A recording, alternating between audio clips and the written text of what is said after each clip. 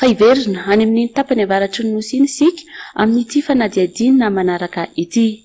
Nosokafana tamin'ny fomba ofisialy omaly tany Sambava ny tetik'asa PROFUTURO.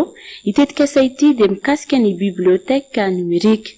Ny filoham-pirenena mivady no tonga nanokatra tamin'ny fomba ofisialy izany toerana izany tany Sambava.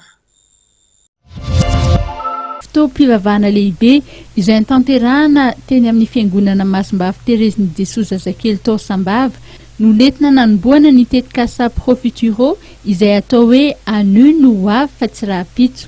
Tetik'asa bibliothèque numérique izy io. Ireo sekoly katolika ao amin'ny diocèse Antsiranana no nanomboana azy. Ireo ankizy any amin'ny ambaratonga voalohany no anomboka ikirakira ny fampiasana amin'ny alalan'ny tablette mifandray amin'ny ordinateur izay efa misy ireo atotandesony.